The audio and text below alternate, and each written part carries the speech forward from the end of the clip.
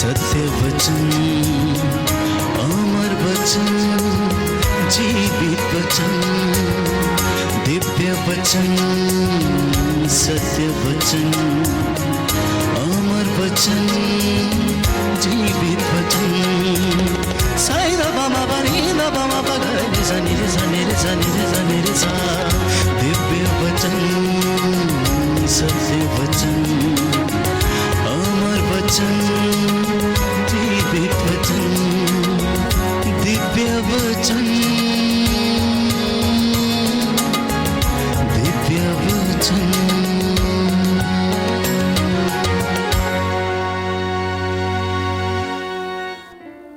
प्रियजनों, परमेश्वर आप सबों के लिए आशीर्वाद बनाए रखता है।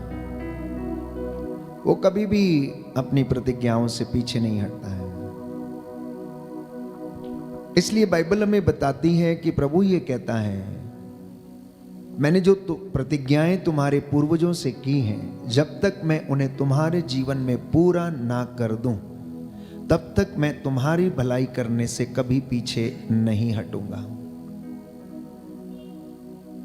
ये एक विश्वासी को विश्वास करने की आवश्यकता है कि जिस प्रभु पर आप श्रद्धा रखते हैं, जिसकी आप आराधना करते हैं, इब्राहिम, इसहाक और याकूब का ईश्वर जो चिन्ह और चमत्कार दिखाता है, जिसके विषय में बाइबल हमें नित्य प्रतिदिन समझाती है, जो अपने वचन के द्वारा हमसे बातें करता, वो प्रभु हमसे कहता है कि वो अपना आशीर्वाद सदा हम लोगों पर बनाए रखता है और वो अपनी प्रतिज्ञाओं का धनी है। मैं और आप उसे धोखा दे सकते हैं, लेकिन वो मुझे और आपको कभी भी धोखा नहीं देता है।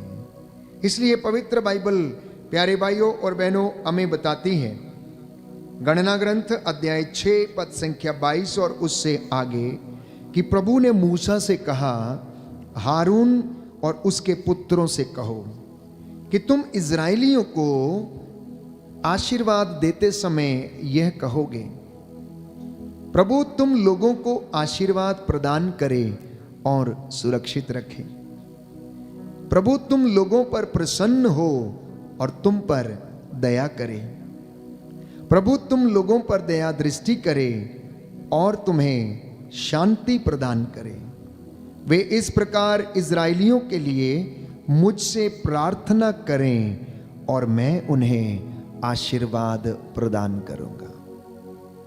इज़राइल के 12 वंशों में से एक वंश जो लेवियों का वंश था, जिन्हें ईश्वर की आराधना करना, तपस्या करना और यज्ञ करने के लिए चुना गया था, उनकी यह जिम्मेदारी थी कि वे ईश्वर की प्रजा के लिए प्रार्थना करें और आशीर्वाद दें। इसलिए कैथोलिक कलीसिया में प्यारे भाइयों और बहनों, प्रथा के अनुसार पुरोहित आपको निरंतर आशीर्वाद प्रदान करता है। कैथोलिक धर्म समाज में एक विश्वासी को यह सिखाया जाता है और उसे मालूम है कि एक पुरोहित अल्टर क्रिस्तुस है, अनदर क्राइस्ट है। वो यीशु की जगह पर विराजमान होकर उसकी प्रजा को आशीर्वाद देता है, बलिदान अर्पित करता है।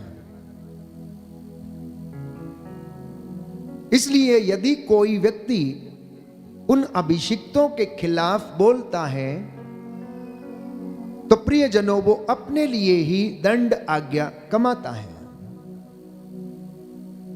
एक छोटी सी बात के लिए मिरियम को परमेश्वर ने दंडित किया, सिर्फ इतनी बात के लिए कि जब मूसा उसके भाई ने परमेश्वर के विजन के विषय में जो उसने देखा था और कहा हारून और मिरियम से कि परमेश्वर मुझसे बातें करता है, मैंने उसे देखा है, मैं उसे सुनता हूं, तो उन्होंने उसका विरोध किया और कहा, क्या तुम ही बहुत बड़े धर्मी व्यक्ति हो जो परमेश्वर तुमसे बातें करता है? क्या वो हमसे बातें नहीं कर सकता है? प्यारे भाइयों और बहनों, परमेश्वर ने उन्हें जवाब दिया, देखो मैं उसे पहेलियां नहीं बुझाता हूं, वो मेरा सेवक है, मैं उससे आमने सामने बातें करता हूं। तुम्हें मेरे दास मूसा की निंदा करने में जरा भी लज्जा नहीं आई? इसलिए अब देखो कि तुम्हारे साथ क्या होगा। तुम 7 दिन तक कोढ़िन बनी रहोगी और तंबू से बाहर रहोगी। और आपको पता है कि परमेश्वर जिस तंबू के विषय में बात कर रहा था उसमें मंजूषा रखी हुई थी और परमेश्वर वहां पर आकर डेरा डालता था। हालांकि मूसा ने अपनी बहन मिरियम के लिए प्रार्थना किया और कहा कि प्रभु इस नादान को क्षमा कर, क्योंकि ये नहीं जानती। परमेश्वर का जवाब मूसा को यह था कि अगर पिता अपनी बेटी के मुंह पर थूक दे तो क्या उसे घर से बाहर नहीं रहना पड़ेगा? क्योंकि मिरियम ने ऐसा किया है तो अब वो 7 दिन तक तंबू से बाहर रहेगी, उसे इजाजत नहीं होगी और वो कोढ़िन बनी रहेगी। 7 दिन के बाद वो फिर से तंबू में प्रवेश करेगी, उसे अपने किए की सजा मिलेगी। बाइबल हमें बताती है कि परमेश्वर ने यहूदियों और अन्य जातियों से जहां जहां परमेश्वर के नबी भेजे गए थे, इजराइलियों के बीच में परमेश्वर ये कहता है कि तुम मेरे नबियों को सताते आए हो, तुम उनकी आज्ञाओं की अवहेलना करते आए हो, तुमने वाणी पर ध्यान नहीं दिया, तुमने उन्हें मारा पीटा, तुमने उन्हें गड्ढे में डाल दिया। और प्रभु इस बात से नाराज होता इसलिए क्योंकि परमेश्वर ने मूसा से कहा, हारून से कहो कि वो अपने पुत्रों से कहें जो याजक थे कि ये नित्य प्रतिदिन इस प्रकार इजराइलियों को आशीर्वाद दिया करें और उन्हें कहें कि शांति का परमेश्वर आप लोगों के साथ रहे, आपको आशीर्वाद दे, वो आप लोगों पर दया दृष्टि करे और आपके पापों को क्षमा करे, वो आप लोगों पर प्रसन्न हो और आप लोगों पर निरंतर दया करे और आप उसकी कृपा का अनुभव करेंगे। आज दुनिया में बहुत सारे लोग प्यारे भाइयों और बहनों इसी के कारण आशीष से वंचित हैं। क्यों? क्योंकि परमेश्वर का वचन उन्होंने ईमानदारी से ग्रहण नहीं किया है। परमेश्वर तो बार बार प्यारे भाइयों और बहनों अपने लोगों के द्वारा अपनी प्रजा को आशीष प्रदान करता है। हर महकमे में, सांसारिक स्तर पर अनेक लोगों को अधिकार दिए गए हैं। धार्मिक क्षेत्र में परमेश्वर ने अपने चुने हुए लोगों को अधिकार दिया है यज्ञ चढ़ाने का, बलिदान अर्पित करने का, लोगों को पापों को क्षमा करने का, उन्हें संस्कार देने का। यह काम एक याजक का, एक पुरोहित का है जो कि परमेश्वर की विधि के अनुसार नियुक्त किया गया है। तो इसलिए एक विश्वासी को इस वचन पर विश्वास करने की आवश्यकता है। Hallelujah, hallelujah, hallelujah, hallelujah. प्रभु का वचन कहता है, प्रभु का वचन कहता है, प्रभु तुम लोगों को आशीर्वाद प्रदान करे आशीर्वाद और सुरक्षित रखे। और सुरक्षित रखे। प्रभु तुम लोगों पर प्रसन्न हो प्रभु तुम लोगों पर और प्रसन्न तुम हो पर दया करे। और तुम पर दया करे। प्रभु तुम लोगों पर प्रभु तुम लोगों पर दया दृष्टि करे दया दृष्टि और करे तुम्हें शांति प्रदान करे। और तुम्हें शांति प्रदान करे। Hallelujah, hallelujah. वे इस प्रकार इजराइलियों के लिए मुझसे प्रार्थना करें मुझसे प्रार्थना और मैं उन्हें आशीर्वाद प्रदान करूंगा। आशीर्वाद प्रदान करूंगा। Hallelujah, hallelujah. इसलिए एक याजक का कर्तव्य है, एक पुरोहित का कर्तव्य है जो ईश्वर के द्वारा बुलाया गया है, ईश्वर के द्वारा चुना गया है, जिसे एक याजक की बुलाहट दी गई है कि वह प्रभु की प्रजा इजराइलियों के लिए प्रार्थना करे। और प्रभु कहता, मैं वादा करता हूं कि मैं उन्हें आशीर्वाद प्रदान करूंगा, क्योंकि ये कार्य याजकों का है, ये कार्य पुरोहित का है, क्योंकि उसने इन्हें अपने लिए चुना। इसलिए बाइबल कहती है, पवित्र वस्त्र पहनकर उसकी स्तुति करो, आराधना करो और मंदिर में प्रवेश करो। और जब प्रभु के याजक उसकी वेदी के सामने घुटना टेक कर हाथों को उठाते हुए, आंसू बहाते हुए अपनी प्रजा के लिए प्रार्थना करते हैं, प्यारे भाइयों और बहनों, वो अपनी प्रजा को आशीर्वाद देता है। पुरोहितों के संरक्षक संत जॉन मरिया विannி के विषय में हम भली भांति जानते हैं। वो ज्यादा तेज तर्रार बुद्धि वाले नहीं थे, बहुत ज्यादा बुद्धिमान नहीं थे। यदि आप उनके जीवनी को पढ़ेंगे तो प्यारे भाइयों और बहनों की उन्हें एक ऐसी जगह पर, आर्स नाम की जगह पर गांव में भेज दिया गया जहां पर कि लोगों का जीवन बड़ा अस्त व्यस्त था। वो पापों में डूबे हुए थे, लड़ाई झगड़े और ईश्वर से कोसों दूर थे और अनेक प्रकार के मन मुटावों, ईर्ष्या, निंदा में जीवन बिताते थे। लेकिन प्रभु ने जॉन मरिया विannì, जो कि उसका दास था, चुना हुआ दास पुरोहित था, उसे वो कृपा प्रदान की और लगभग 18 घंटे वह प्रभु के भवन में बैठकर प्रार्थना करते और लोगों के पाप स्वीकार सुना करते थे। और हमें उनकी जीवनी में पढ़ने को मिलता है कि जब उन्होंने ईश्वरीय प्रेम का अनुभव और उसकी क्षमा का अनुभव प्रभु के लोगों को दिया और इस प्रकार उन्हें आशीर्वाद दिया, तो आर्स नामक जो गांव था जहां पर ये लोग रहते थे, उनके जीवन बदल गए, उनके हृदय परिवर्तित हो गए। ईश्वर ने उन्हें आशीष प्रदान करना शुरू किया क्योंकि उन्होंने अपने पापों से तौबा की, अपने गुनाहों से तौबा की। किसके जरिए? प्रभु के चुने हुए दास के जरिए। जब उसने उनके पापों को सुना और उन्हें ईश्वर के नाम पर क्षमा किया, क्योंकि बाइबल हमें यह कहती है, मार्कुस का सुसमाचार अध्याय 16 पद संख्या 17 में हम पढ़ते हैं कि मुझ में विश्वास करने वाले मुझसे भी महान और बड़े काम करेंगे। वो सांपों को अपने हाथों में उठाएंगे, बिच्छुओं को अपने हाथों में उठाएंगे, विष पिएंगे लेकिन उन्हें कुछ नहीं होगा। जिस पर हाथ रखेंगे वो चंगे होंगे, जिसके पाप क्षमा करेंगे वो क्षमा होंगे और जिसके नहीं क्षमा करेंगे वो क्षमा नहीं होंगे। जिनका पृथ्वी पर निषेध किया जाएगा स्वर्ग में भी निषेध रहेगा, और जो पृथ्वी पर जिसको अनुमति होगी स्वर्ग में भी उसको अनुमति होगी। ये काम परमेश्वर अपने चुने हुए दासों के द्वारा करता है, क्योंकि उसे किसी माध्यम की जरूरत है। इसलिए वो महापुरोहित अपने पुरोहितों के माध्यम से आज भी आपको शिक्षा देता है। कलीसियाओं में वो उनके माध्यम से आपसे बातें करता है प्यारे भाइयों और बहनों। इसलिए मैंने कहा कि आप नित्य प्रतिदिन उसकी आशीष को अनुभव करें, अपने पुरोहितों के लिए प्रार्थना करें, अपनी कलीसिया के पुरोहित के लिए प्रार्थना करें, उनके लिए, क्योंकि वो आपके बीच में से चुने हुए लोग हैं, दुर्बल मनुष्य हैं, उन्हें भी अनेक प्रकार के प्रलोभनों से गुजरना पड़ता है, तो उसके लिए आपका प्रार्थना करना अनिवार्य है। उसके लिए आपका सहयोग देना जरूरी है। और आज परमेश्वर वही चाहता है कि आप उनके द्वारा ब्लेस हो जाएं।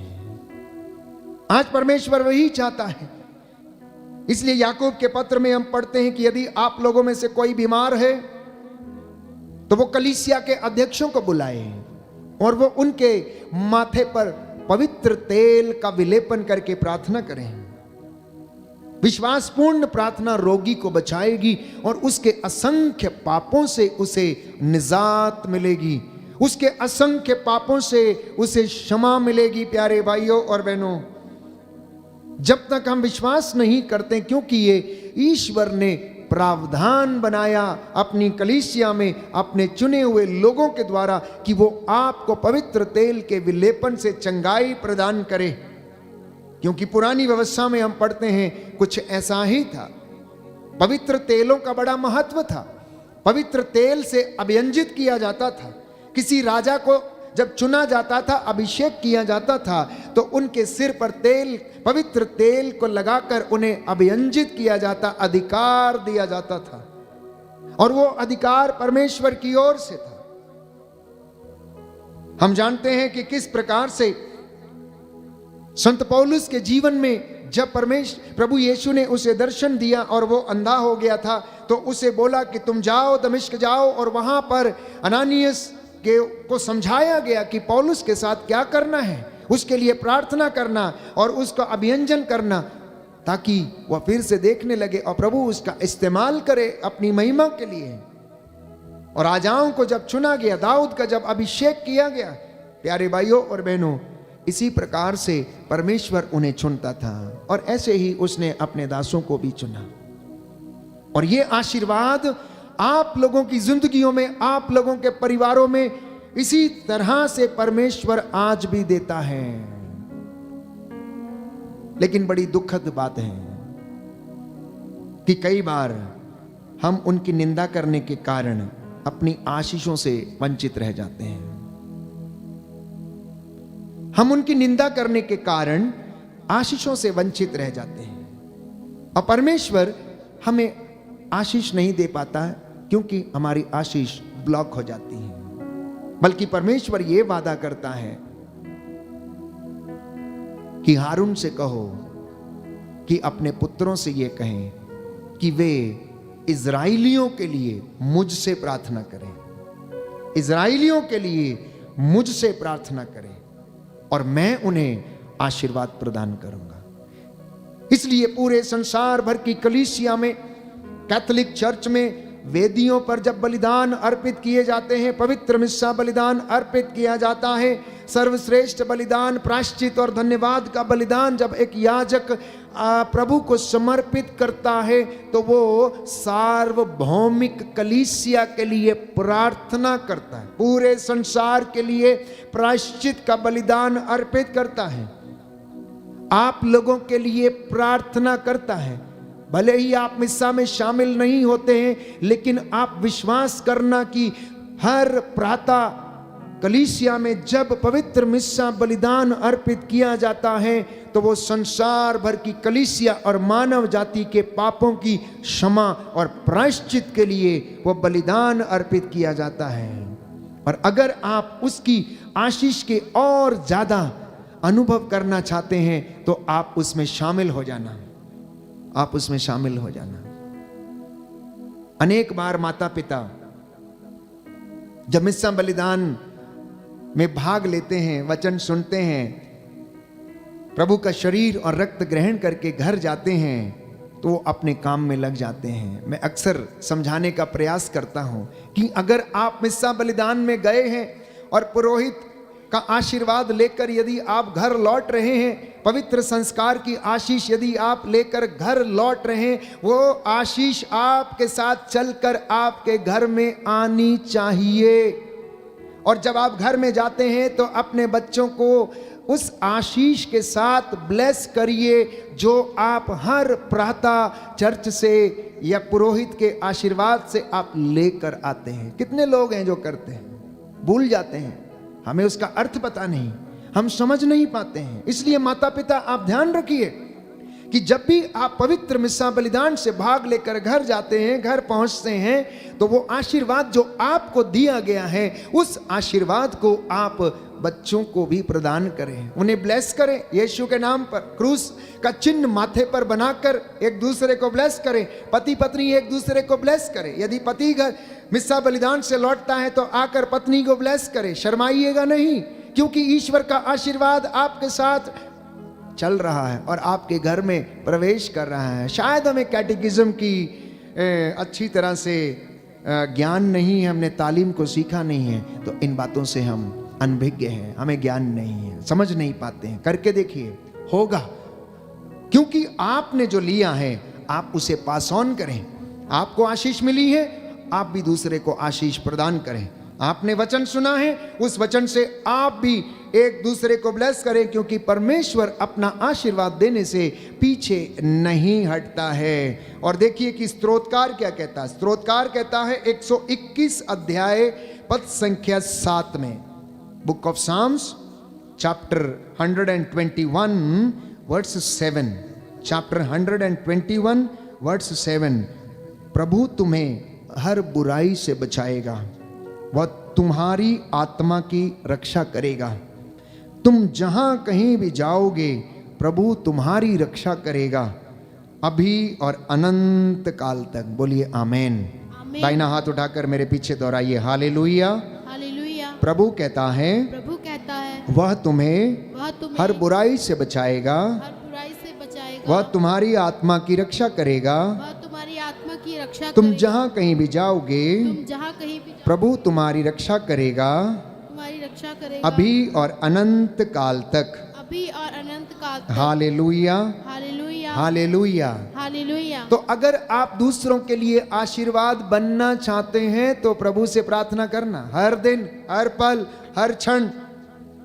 दाऊद भी इसी तरह से प्रार्थना किया करता था। अगर आप वचन पढ़ेंगे, अध्याय 120, भजन संहिता अध्याय 120 पद संख्या 2 और उससे आगे, तो दाऊद कहता है, प्रभु झूठ बोलने वाले होठों से, कपटपूर्ण जिह्वा से मेरी रक्षा कर। ये दाऊद की प्रार्थना थी। हम में से कितने लोग ये प्रार्थना करते हैं? हम में से कितने लोग प्रार्थना करते हैं कि प्रभु मुझे निंदा करने से बचाइए, प्रभु मुझे झूठ बोलने से बचाइए, प्रभु मुझे क्रोध करने से बचाइए। कितने लोग कहते हैं? आपकी तो एक लंबी लिस्ट होती है। आज मेरी मां चंगी हो जाए, आज मेरा बाप चंगा हो जाए, आज मेरी नौकरी लग जाए, आज मेरा लड़का चंगा हो जाए, आज मैं यहां चला जाऊं, आज मेरा वीजा लग जाए, आज मेरा ये लग जाए। दाऊद की प्रार्थना सुनिए, प्रभु झूठ बोलने वाले होठों से, कपटपूर्ण जीभ से मेरी रक्षा कर। कपटी जिह्वा, तुमको कौन सा दंड दिया जाए, तुम्हें और क्या किया जाए? वह योद्धा के पैने बाणों से, झाड़ झंकार की आग से तुम्हें दंड देगा, कहता है। एक कपटी जीभ, अगर तू सुधरती नहीं तो परमेश्वर तुझे झाड़ झंकार की आग से तुझे दंड देगा। इसलिए प्रार्थना करना, इन बातों के लिए प्रार्थना करना, ताकि हमारा जीवन बदले। जीवन बदलेगा तो परिस्थितियां खुद ब खुद बदल जाएंगी। अगर मैं और आप बदलेंगे तो हमारे घर की परिस्थिति खुद ब खुद बदल जाएगी, क्योंकि परमेश्वर वादा करता है कि वह आपके प्राणों की रक्षा करेगा, आपको बचाएगा, आपकी बुराई से हर रक्षा करेगा। आप अनुभव करके देखिए। अगर आपको विश्वास नहीं है तो इस वचन पर विश्वास कीजिए कि प्रभु ये कहता है कि परख कर देखो कि प्रभु कितना भला है, वो क्या क्या कर सकता है। आप में से हर व्यक्ति की जिंदगी में वो ऐसा करता है, हर दिन करता है, लेकिन हम लोग महसूस करने में असमर्थ हैं। प्रियजनों, प्रभु दयालु है, वो सहज ही द्रवित हो जाता है, नित्य प्रतिदिन आपके प्राणों की रक्षा करता है। हम भले चंगे हैं, चल फिर सकते हैं, देख सकते हैं, बोल सकते हैं, इंद्रियां सही सलामत हैं, क्योंकि वो हमें आशीर्वाद देता है। अब बात ये आती है कि वो आपको आशीर्वाद क्यों देता है, और इस विषय में हम बार बार यही पढ़ते हैं, बाइबल हमें बताती है, क्योंकि वो हमें प्यार करता है। यदि आप विधि विवरण ग्रंथ अध्याय 7 पद संख्या 13 में पढ़ेंगे तो प्रभु का वचन हमें याद दिलाता है, क्योंकि वो आपसे प्यार करता है इसीलिए वो आपको आशीर्वाद देता है। विधि विवरण ग्रंथ अध्याय 7 पद संख्या 13 और उससे आगे। पद संख्या 7, अध्याय 7 पद संख्या 13 और उससे आगे। वह तुमसे प्रेम करेगा, तुम्हें आशीर्वाद देगा और तुम्हारी संख्या बढ़ाएगा। वह उस देश में जिसे तुमने तुम्हारे पूर्वजों को देने का शपथ पूर्वक वचन दिया था, तुम्हारी संतति अर्थात तुम्हारी संतानों को तुम्हारी भूमि की उपज, तुम्हारे अनाज, तुम्हारी नई अंगूरी और तुम्हारे तेल, तुम्हारे मवेशी के बछड़ों और तुम्हारी भेड़ बकरियों के मेमनों को भी आशीर्वाद प्रदान करता रहेगा। कई बार मैंने ये जिक्र किया, लोग कहते हैं फादर जी मेरी गाय नहीं बचती, मेरी बकरी नहीं बचती, मेरा बिजनेस शुरू करता हूं तो समाप्त हो जाता है, मैं गाड़ी खरीदता हूं तो वो कभी संभलती नहीं है, रोज ही बिगड़ी रहती है। क्यों? ऐसा क्यों है? क्योंकि परमेश्वर का आशीर्वाद शायद घर में नहीं है, उस चीज पर नहीं है, बल्कि बाइबल तो ये याद दिला रही है, कहती है कि अगर तुम मेरी बातों पर, नियमों पर, विधियों पर, मेरी बातों पर चलोगे तो मैं तुम्हारे तेल, मवेशी, तुम्हारी संतति, तुम्हारी भेड़ बकरियां, तुम्हारे मवेशियों को, बछड़ों को और उनके मेमनों को भी आशीर्वाद प्रदान करता रहूंगा। तुमको अन्य सभी जातियों की अपेक्षा अधिक आशीर्वाद मिलेगा। तुमको अन्य जातियों की अपेक्षा सबसे ज्यादा प्रभु का आशीर्वाद मिलेगा। मेरे प्यारे विश्वासियों, विश्वास करना और आज इस वचन को ग्रहण करना और प्रभु की आज्ञा के अनुसार जीवन बिताना। एक विश्वासी की तरह जीवन जीने की आवश्यकता है।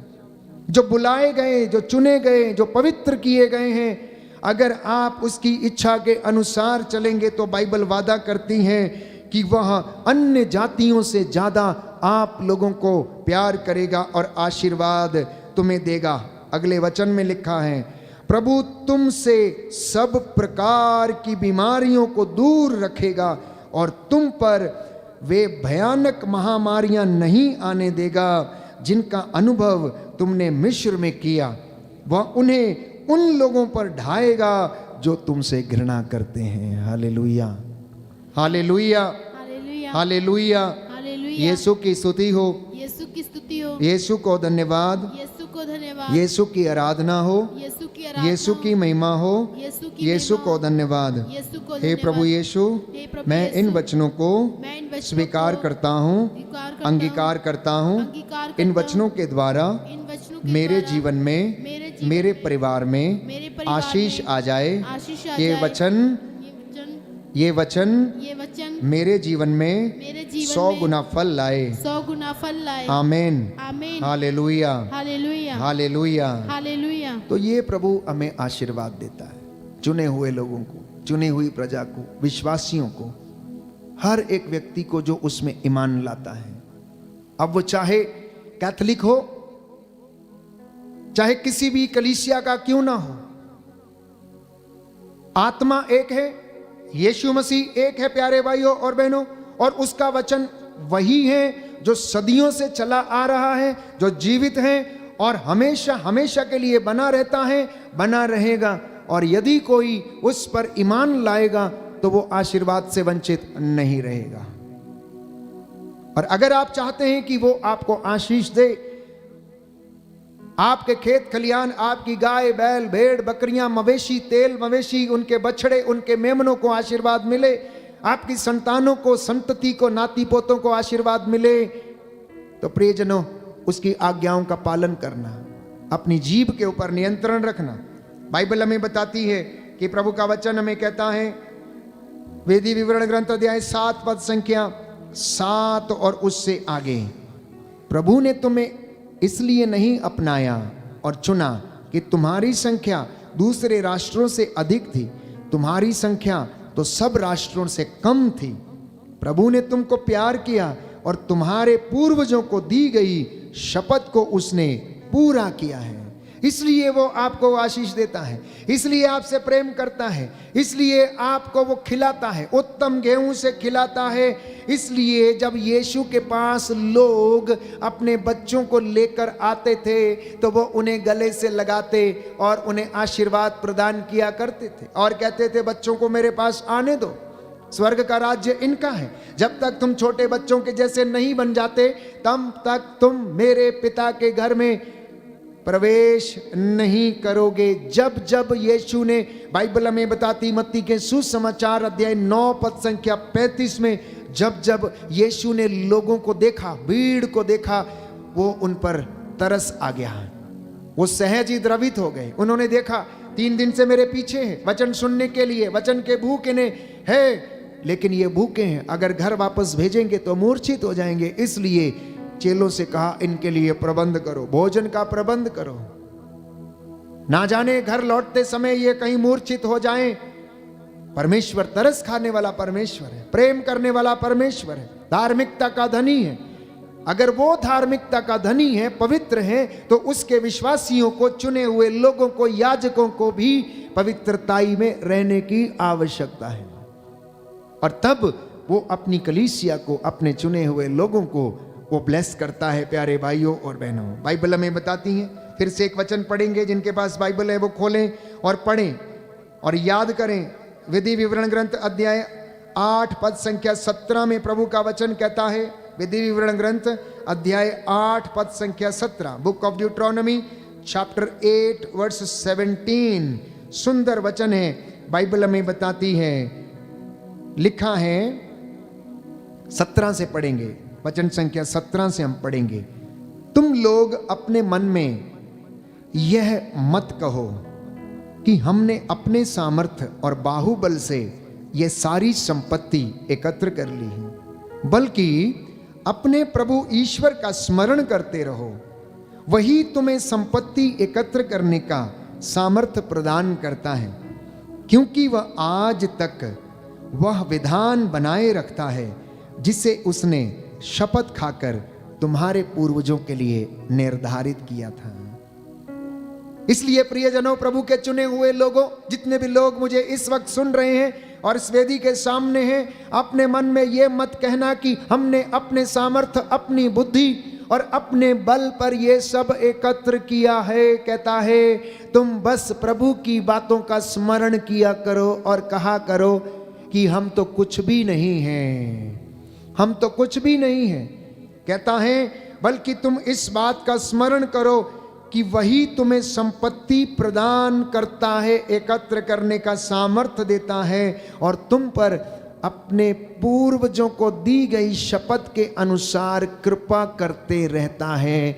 और कोई व्यक्ति यदि धनी बनता है तो उसके सामर्थ्य और उसकी कृपा से धनी बनता है, वैसे नहीं बनता है। बोलिए आमेन, आमीन, हालेलुया, हालेलुया। यीशु की स्तुति हो, यीशु को धन्यवाद, यीशु को धन्यवाद। हे प्रभु यीशु, हे प्रभु यीशु, आपके वचन आत्मा और जीवन है। आत्मा और इन जीवन वचनों है। के द्वारा इन वचनों के द्वारा मेरे जीवन में मेरे जीवन 100 में गुना फल आ जाए। 100 गुना फल आ हे जाए। पवित्र आत्मा, हे पवित्र मुझे आत्मा, सामर्थ्य दीजिए मुझे सामर्थ्य जिससे दीजिए, कि मैं जिससे कि इन मैं वचनों के अनुसार इन वचनों के जीवन अनुसार बिता सकूं। जीवन पिता hallelujah, hallelujah, hallelujah, hallelujah, hallelujah. Hallelujah. प्रियजनों, आइए हम प्रभु के पास चलें। एक कोढ़ी जैसे यीशु के पास आया और उसने अनुनय विनय की और प्रभु ने उसे शुद्ध कर दिया। मत्ती के सुसमाचार अध्याय 20 पद संख्या 34 में हम पढ़ते हैं, एक अंधा यीशु के पास आया, यीशु को उस पर तरस आया और उन्होंने उसकी आंखों को अच्छा कर दिया। हम भी प्रभु के पास चलें, हम उसकी बातों को अपने मन में संजोए रखें, मनन चिंतन करें, प्रार्थना करें, अपनी एक एक बात को प्रभु को समर्पित करें। अज्ञानता के कारण, तालीम की कमी के कारण शायद हमने उसके प्रेम को अनुभव नहीं किया, इसलिए हम आशीष से वंचित हैं। हम प्रार्थना करें कि प्रभु आपको आशीष दे। मैं आप सबके लिए जो इस वक्त मेरे साथ ऑनलाइन प्रार्थना में जुड़े हुए हैं प्रार्थना करता हूँ। प्रभु प्यारे भाइयों और बहनों, हमको प्रेम करता है, वो हमारी समस्याओं से बड़ा है, वो हमारे अंतःकरण से भी बड़ा है, वो हमारे लिए वो सब कर सकता है जिसे हम सोच भी नहीं सकते हैं। उसके लिए कुछ भी असंभव नहीं है। प्रार्थना करना आपके जीवन में आज वो महिमा प्रकट करेगा।